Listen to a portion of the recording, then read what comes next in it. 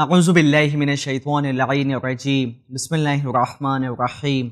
अज़ीज़ नाज़रीन सलामुन अलैकुम जमीअन व रहमतुल्लाहि व बरकातुहू।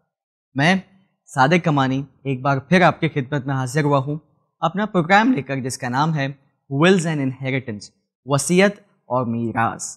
तो यकीनन आपने पिछले 4 एपिसोड्स में सुना होगा कि वसीयत किस तरीके से बनानी चाहिए, क्या रिकमेंडेशंस हैं हमारे रिलीजियस जूरिस्प्रूडेंट के, हमारे उलमा हमको किस तरीके से इसमें गाइड करते हैं, क्या क्या कवानीन हमें इस्लाम ने इस मरहले से रिलेटेड हमें गाइड किया है, किस तरीके से हमें इस चीज़ को अडॉप्ट करना चाहिए और इसकी इम्पोर्टेंस क्या है। आज जो हम लोग इस टॉपिक के ऊपर बात करेंगे वो एक स्पेसिफिक टॉपिक होगा कि अगर मरने वाला इंसान मर्द है तो उसकी मीरास को किस तरीके से आगे बांटना चाहिए, उसमें कितने हिस्से होने चाहिए।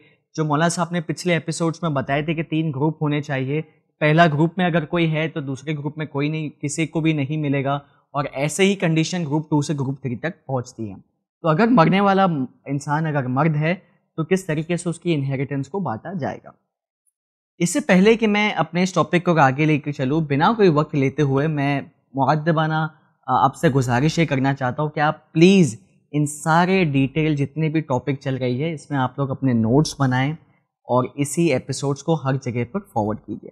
तो मैं सबसे पहले हमारे गेस्ट है हुज्जतुल इस्लाम वल मुस्लिमीन मौलाना सैयद मोहम्मद ज़की हसन साहब का इस्तकबाल करता हूँ। मौलाना साहब बहुत बहुत शुक्रिया आपका आने का। अस्सलामु अलैकुम व रहमतुल्लाह। वालेकुम अस्सलाम व रहमतुल्लाहि व बरकातुहू। और दूसरे जो हमारे गेस्ट है, यकीनन आपने सुना होगा पिछली बार उनको, ब्रदर इरफान करीम। इरफान भाई का मैं बहुत बहुत शुक्रिया अदा करता हूँ और वो आज भी हमारे साथ मौजूद है।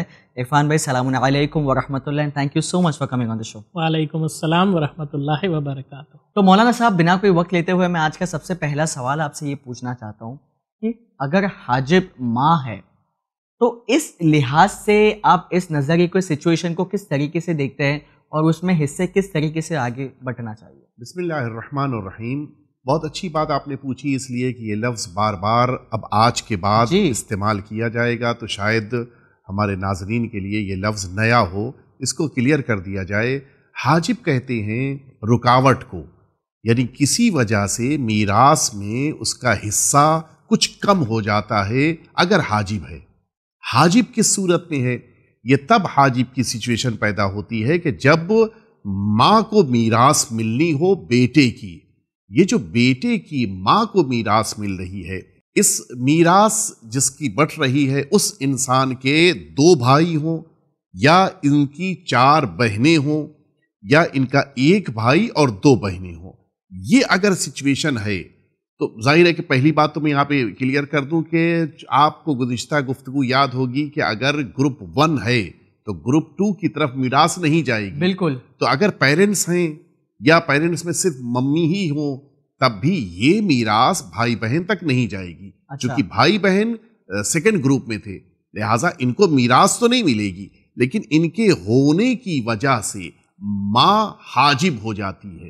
अच्छा। अब आइए, 2 शर्तें हैं इनकी। ऐसा नहीं है कि हर भाई या ऐसा नहीं है कि हर बहन की बिना पे माँ हाजिब हो जाए। 2 शर्तें हैं।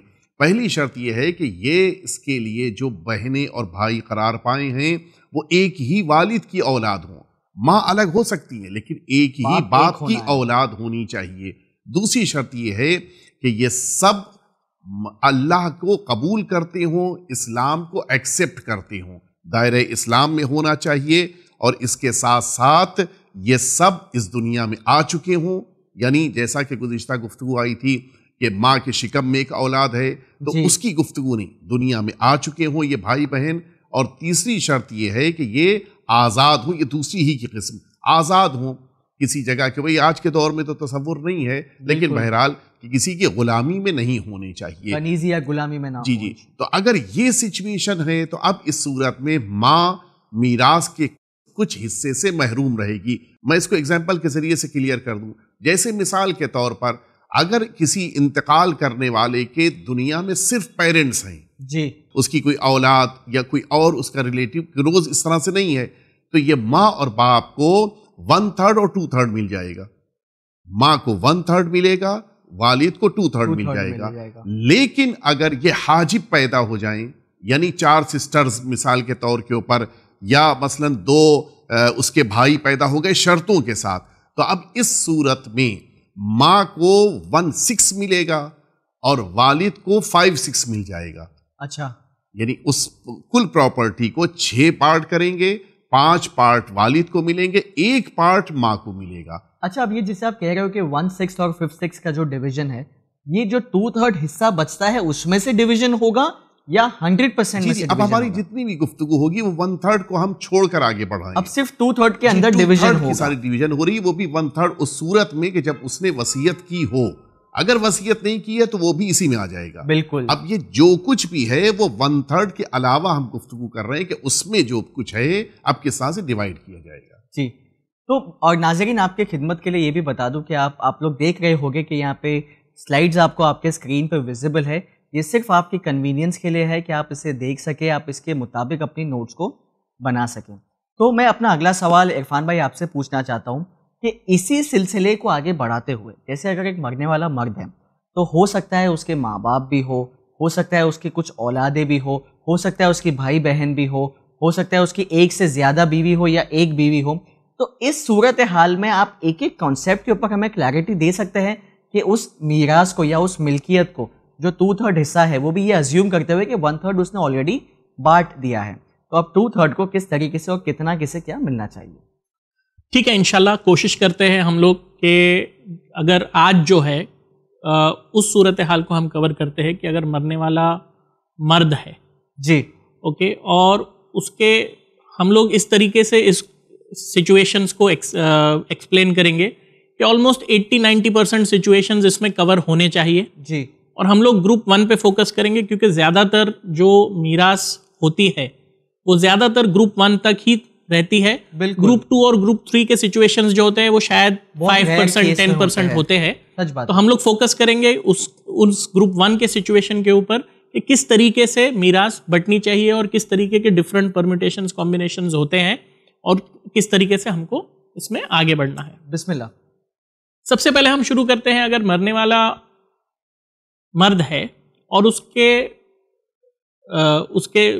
जो मीरास पाने वाले हैं उसमें या सिर्फ मौजूद उसके वालिद है या वालिदा है जी, यानी न बीवी है न बच्चे हैं या उसकी शादी नहीं हुई या जो भी है, अगर सिर्फ वालिद या वालिदा है, दो में से कोई भी एक मौजूद है, तो चूंकि वो ग्रुप 1 के अंदर है उसकी सारी मीरास जो है वो उस वालिद या उस वालिदा को पूरी 100% मिल जाएगी।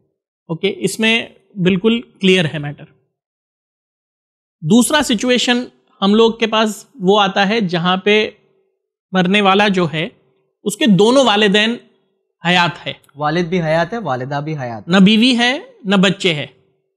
अब यहाँ पे जो है, जैसे मौलाना ने कुछ देर पहले हाजिब का कंसेप्ट इंट्रोड्यूस किया, तो यहाँ पे सवाल हमको देखना पड़ेगा कि माँ जो है वो हाजिब है या गैर हाजिब है। बिल्कुल। अच्छा, ये जो हाजिब और गैर हाजिब का भी जो कंसेप्ट है ये सिर्फ वहां तक आएगा जब तक इंसान की औलाद नहीं है। बिल्कुल। एक बार इंसान की औलाद हो जाती है तो फिर हाजिब और गैर हाजिब का कंसेप्ट नहीं है, उसमें कोई डिफरेंस नहीं है। बिल्कुल। तो जब तक औलाद नहीं है सिर्फ वहां पे हमको इस डिफरेंस को देखना है कि माँ हाजिब है कि गैर हाजिब है। वो भी कंडीशन बेस्ड है, जब तक औलाद ना हो। एक बार औलाद हो जाती है फिर ये कंसेप्ट फिर ये हाजिब और नॉन हाजिब का कंसेप्ट का कहीं पे एप्लीकेशन नहीं आएगा। तो सिर्फ ये बिल्कुल ही स्पेसिफिक सिचुएशन के अंदर ये हाजिब और नॉन हाजिब आता है, और वो भी कुछ % ऑफ द पॉपुलेशन इसमें एप्लीकेबल होते हैं। करेक्ट। तो अब हम देखते हैं कि वालिदैन दोनों मौजूद है जी। ओके, तो नॉर्मल सिचुएशन के अंदर जो वालिद है उनको 2/3 यानी 66.67% मीरास मिलेगी और जो वालिदा है, माँ है, उनको 1/3 यानी 33.33% मिलेगी। अच्छा, इससे पहले कि मैं आगे बढ़ूं, मैं सिर्फ एक चीज का खुलासा कर देता हूं जी कि नॉर्मली जो ये बहस है मीरास की, चूंकि आजकल परसेंटेज लोगों की समझ में आता है, हम लोग जब गुफ्तगू करेंगे परसेंटेज में करेंगे, लेकिन किताबों में और कुरान की आयत में और हदीसों में जो आया है वो ऑलवेज हिस्सों में आया है, जैसे 1/3, 2/3, 1/2, 1/3, 4/5 इस तरीके से आया। लेकिन हम लोग जो गुफ्तगू, चूंकि वो तसव्वुर आजकल इतना नहीं है, हम लोग गुफ्तगू को करेंगे परसेंटेज के अंदर। बिल्कुल इरफान भाई। तो फादर को 66.67%, मदर को 33.33%।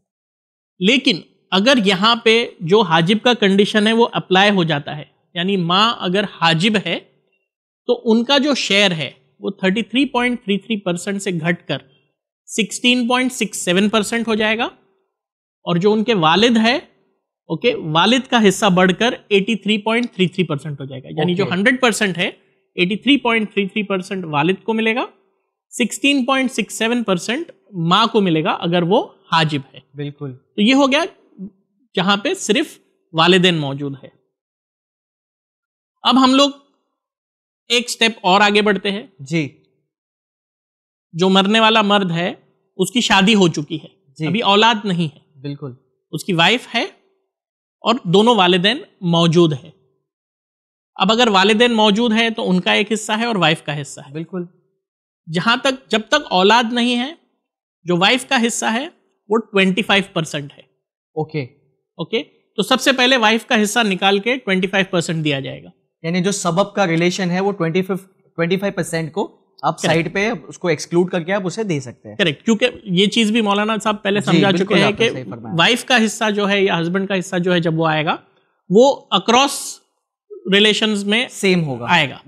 तो वाइफ का सबसे पहले 25% है। जी बिल्कुल। यहाँ पे सिर्फ एक इशारतन मैं बात करूंगा, उसके डिटेल में अभी हम लोग नहीं जाएंगे जी। ये हम लोग गुफ्तगू बाद के लिए रखते हैं कि ये जो 25% है इसमें एक एस्ट्रिक्स लगा हुआ है, कुछ कंडीशंस है।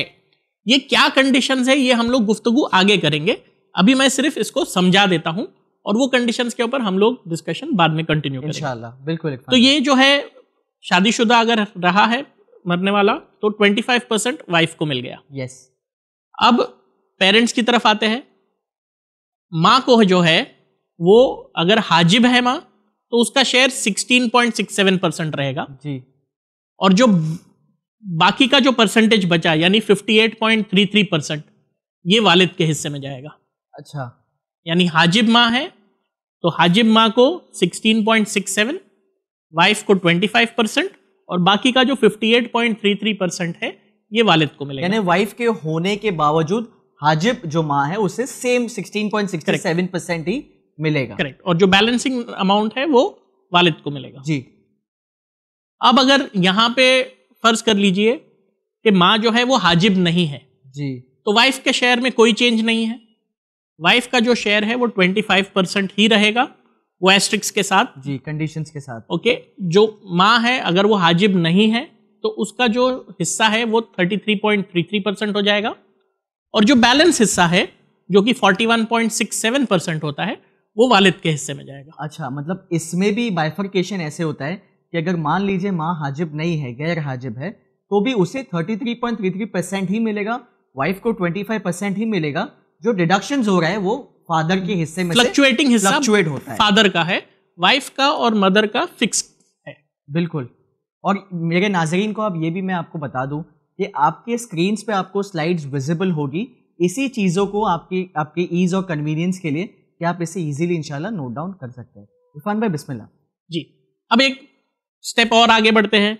अगर समझिए मरने वाला है, उसकी वाइफ है, शादी हो चुकी है, वाइफ है और माँ या बाप में से कोई एक हयात है। ओके। पहले हम लोग लेते हैं कि वाइफ है और वालिद है, माँ हयात नहीं है और बच्चे अभी हुए नहीं है जी। इस सूरत हाल में वाइफ को वही 25% मिलेगा उस एस्ट्रिक्स के साथ, कंडीशंस के साथ, और जो वालिद है उनको 75% मिलेगा। ओके। यानी अगर मान लीजिए वालिद हयात है तो वालिद को 75% ही होगा, बिल्कुल, और वाइफ को 25% विद कंडीशंस इंशाल्लाह। बराबर। और यही सिचुएशन अगर हम लोग लेते हैं जहां पे वाइफ है और वालिद नहीं है, वालिदा हयात है, सिर्फ वालिदा हयात है, तो यहाँ पे भी वाइफ का जो हिस्सा है वो 25% फिक्स है, वो 25% ही रहेगा और जो बकाया 75% है वो माँ के हिस्से में जाएगा जी। यानी अगर वाइफ और माँ सिर्फ ये दो हयात है तो वाइफ का 25 है और मदर का 75% है जी। और मेरे नाज़रीन को मैं ये भी बता दूं कि ये जितने भी परसेंटेजेस आप देख रहे हैं, जैसे मौलाना साहब ने हमें हिदायत फरमाई अभी, ये 2/3 के अंदर से ही ये परसेंटेजेस आ रहे हैं। यानी 1/3 जो अगर एलोकेट हो गया है तो वो एलोकेट हो चुका है, ये बचा हुआ जो 2/3 है उसमें से ये परसेंटेजेस निकल के आ रहे हैं for ease and your convenience इंशाल्लाह। बिस्मिल्लाह इरफान जी। अब हम नेक्स्ट स्टेज पे जाते हैं जी।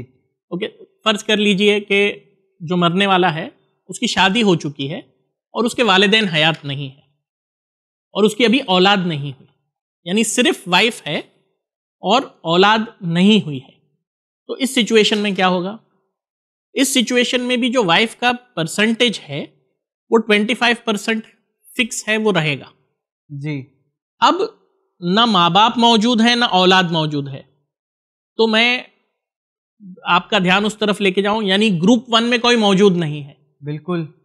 तो अगर ग्रुप 1 में कोई मौजूद नहीं है तो ये मीरास जो 75% है ये ग्रुप 2 की तरफ पलटेगी। ओके। और खुदा ना खास्ता अगर ग्रुप 2 में भी कोई मौजूद नहीं है तो ग्रुप 3 में, तो वो ग्रुप 3 की तरफ जाएगी। यानी अगर शादीशुदा आदमी न औलाद है न वालिदैन है तो वाइफ को 25% है, और उसके बाद में ये या तो ग्रुप 2 की तरफ बढ़ेगी मीरास या ग्रुप 3 की तरफ मीरास बढ़ेगी। बिल्कुल बिल्कुल, यकीनन इरफान भाई आपने बिल्कुल सही फरमाया। बिस्मिल्लाह। ठीक है, अब हम लोग एक मरहला और आगे बढ़ते हैं जी। अब तक हमारी गुफ्तगू वहां तक थी जहां तक मरने वाले की औलाद नहीं थी। बिल्कुल। अब हम देखते हैं कि अगर औलाद आ जाती है तो मीरास में किस तरीके से रिवीजन होता है या उससे क्या चेंजेस आते हैं। पहला मरहला हम ये लेते हैं कि जहां पे शादीशुदा है, वाइफ हयात है, औलाद है और माँ और बाप दोनों मौजूद है, यानी ग्रुप 1 के सारे मेंबरान मौजूद है और वाइफ भी मौजूद है। एक चीज का इसमें ध्यान रखिएगा कि जब औलाद आ जाती है पिक्चर में तो वाइफ का जो 25% शेयर है वो घटकर 12.5% हो जाता है। ओके। जब तक औलाद नहीं है तब तक 25% है, जब औलाद आ जाएगी सिचुएशन में तो वाइफ का हिस्सा हो जाएगा 12.5%, चाहे वो एक औलाद हो या दो औलाद, कितनी भी औलादें हो। ओके, तो वो 12.5% हो जाता है। और वो 12.5% में भी वो जो पहले वाला एस्ट्रिक्स है वो अभी तक मौजूद है, वो हम लोग उस पे आएंगे बाद में। बिल्कुल इरफान भाई। तो सबसे पहले तो ऐसे सिचुएशन में वाइफ का हिस्सा हो गया 12.5%। जी। अब एक और चीज जो मैंने कुछ देर पहले कही थी कि ये हाजिब और नॉन हाजिब का कंसेप्ट जो है जी, ये सिर्फ तब तक है जब तक औलाद नहीं है। बिल्कुल। एक बार औलाद आ जाएगी तो मदर के हिस्से में कोई फेरबदल नहीं है, चाहे वो हाजिब हो चाहे वो गैर हाजिब हो, तो मदर का हिस्सा जो है वो फिक्स रहेगा जो 16.67% है। ओके। तो वाइफ का 12.5%, मदर का 16.67% और उतना ही हिस्सा 16.67% उनके वालिद को मिलेगा। जी। ओके। 12.5% वाइफ का, 16.67% मदर को, 16.67% फादर को, और जो अब बचा जो कि 54.17% है, ये 54.17% औलाद के लिए है। ओके। अब ये औलाद में किस तरीके से बटेगा? अगर एक औलाद है तो सारा कुछ उस औलाद को जाएगा। बिल्कुल। अगर एक से ज्यादा औलाद है तो उसका फॉर्मूला भी डिफाइन किया है कि औलाद के बीच में जो भी शेयर आएगा, चाहे वो इस मरहले में आएगा या आने वाले एक्सप्लेनेशन में आएगा, वो इस तरीके से बटेगा कि अगर मल्टीपल औलाद है तो जो बेटे का हिस्सा है वो ऑलवेज 2 टाइम्स ऑफ डॉटर होगा। यानी ये जो 54.17% है, अगर फर्ज कीजिए कि एक बेटा है और एक बेटी है जी, तो ये 54.17% को 3 हिस्सों में तकसीम किया जाएगा। 2 हिस्से बेटे की तरफ जाएंगे और एक हिस्सा बेटी की तरफ जाएगा। 2 times of a daughter. Yes. और अगर समझिए, एक एग्जांपल और ले लीजिए, अगर एक बेटा है और 2 बेटियां हैं तो इस तरीके से तकसीम करना है कि बेटे का हिस्सा डबल हो। तो यहां पे ये जो 54.17% है इसके 4 हिस्से बनेंगे। बिल्कुल। 4 में से 2 हिस्से बेटे की तरफ जाएंगे और एक एक हिस्सा दोनों बेटियों को मिलेगा। बिल्कुल ठीक, क्लियर है इरफान भाई। ओके।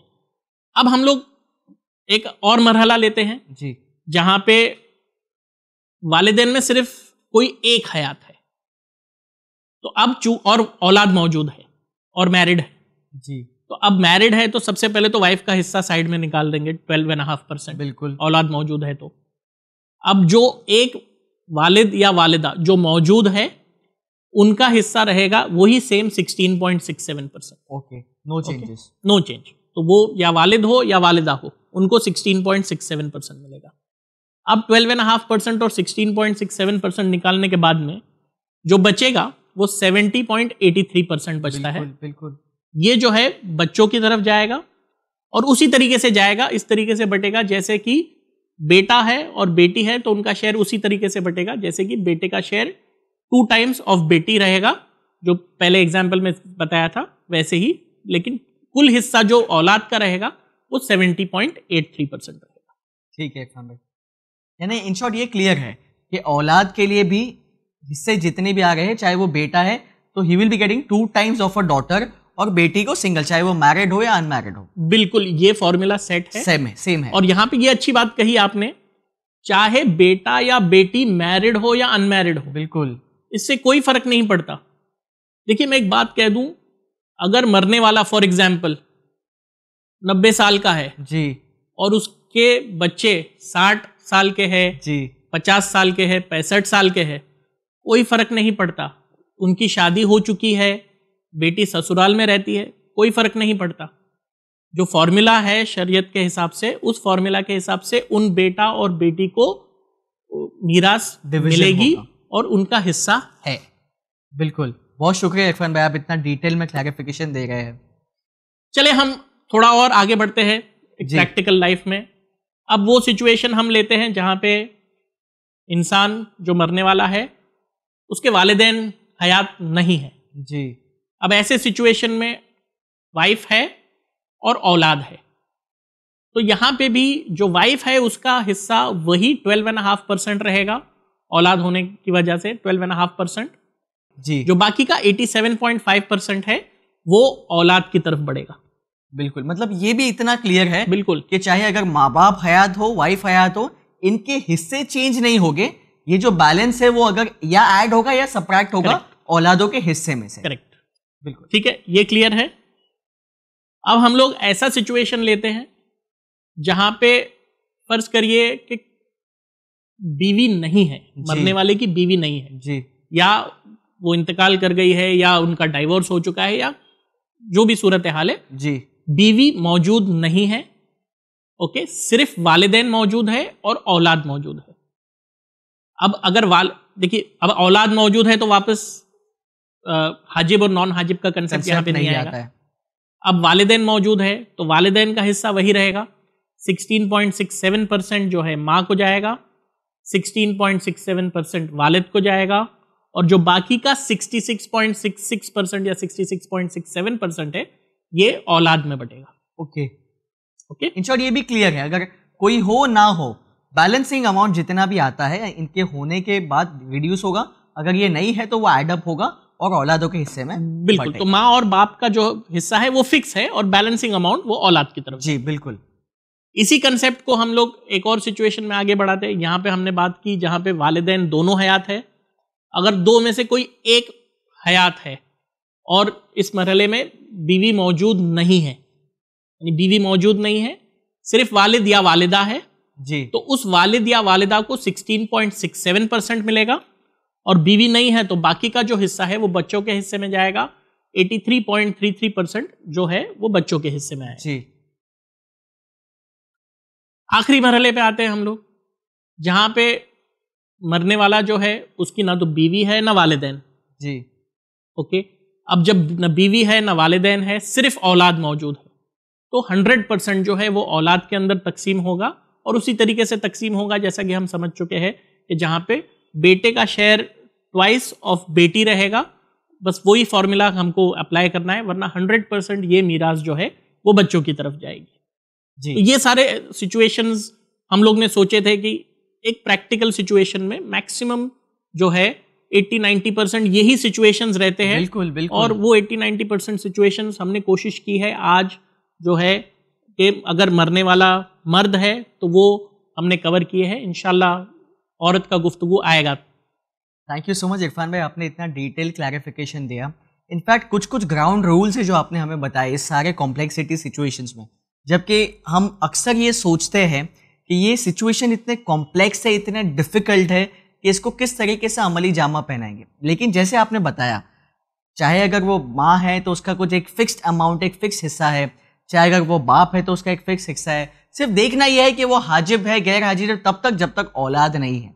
अगरचे औलाद हो जाती है तो लड़के का जो 2 हिस्सा होता है, लड़कियों का 1 हिस्सा होता है। तो काफ़ी ground rule is very simple जिस तरीके से आपने हमें बताया। And thank you so much, आपने इतना डिटेल में और इतना ईजीली एक्सप्लेन किया कि मुझे खुद आज इस बातों से काफ़ी फ़ायदा पहुंचा है। मैं उम्मीद रखता हूं कि नाजरीन को भी इस बात का काफ़ी हद तक फ़ायदा पहुंचा होगा। और ये सारे स्लाइड्स जो भी है इंशाल्लाह जो आपको स्क्रीन पे विजिबल है, ये सब जो भी आप देख पा रहे हैं ये आपके ईज़ और आपके कन्वीनियंस के लिए है। ये परसेंटेजेस में भी जैसे इरफान भाई ने हमें बताया वो इसलिए बनाए गए हैं क्योंकि आज की आम जबान में इसे समझना बहुत आसान है। वैला 1/3 2/3 ये भी हम लोग इजीली समझ सकते हैं, लेकिन आज की टर्मिनोलॉजीज में इसे समझना कहीं जाकर परसेंटेज के मुकाबले में डिफिकल्ट हो जाता है। तो नाजरीन, मैं समझता हूं कि आपको यकीनन इस बात से काफ़ी हद तक फ़ायदा पहुंचा होगा और आप इस सारे डिस्कशंस के नोट्स बना रहे होगे जैसे मैंने आपसे रिक्वेस्ट की थी, क्योंकि अगर इन सारे सवालों के अलावा भी आपके कोई क्वेश्चंस है तो स्क्रीन पे दिए हुए ईमेल आईडी पर बेझिझक आप अपने क्वेश्चंस को पोस्ट कर सकते हैं। हम आपका नाम भी नहीं लेंगे अगर आप चाहे तो। और इन सारे डिस्कशन को कंप्लीट करने के बाद आगे बहुत सारे सिचुएशंस होंगे, अगर इसमें भी आपका क्वेश्चन कवर्ड नहीं होता है तो इंशाल्लाह ये मेरा आपसे रहा वादा कि मेरी पूरी कोशिश रहेगी कि मैं आखिरी 2 एपिसोड्स में इन सारे सवालों को ले आऊँ और अपने एक्सपर्ट्स के सामने इसे पेश करूँ ताकि आपको आपके सवालों के जवाब मिले और हम सही इस चीज़ के ऊपर हमें सही आंसर और सही गाइडेंस के साथ हम इसे अमली जामा अपनी ज़िंदगी में फैलाएं। तो इसी के साथ, क्योंकि आज दामन वक्त में गुंजाइश नहीं है और मैं समझता हूँ आज का कंटेंट भी आपको काफ़ी हद तक इजीली समझ में आया होगा, तो मैं खुद ये सोच रहा हूँ कि आज इस एपिसोड को यहीं पर एंड किया जाए। आपके लिए सिर्फ एक गुजारिश मेरी रहेगी, अगर इस एपिसोड आपको पसंद आया होगा तो इसे दुनिया भर में फैलाए, क्योंकि ये पैगाम इंसानियत है। हमें कुछ कुछ कवानीन को समझना है और हो सकता है आपके एक शेयर पे या आपके एक लाइक से किसी और तक ये कंटेंट पहुंच रहा है, तो यकीनन अगर वो उसे आखिरत में फ़ायदा पहुंचता है तो आप इसके पार्टनरशिप में आप भी इसके पार्टनरशिप में हकदार रहेंगे। तो मैं सादिक अमानी आज आपसे लेता हूँ इजाज़त। देखते रहिए और बने रहिए चैनल विन के साथ, मैसेज ऑफ ह्यूमैनिटी। वस्सलामु अलैकुम जमीअन व रहमतुल्लाहि व बरकातुहू।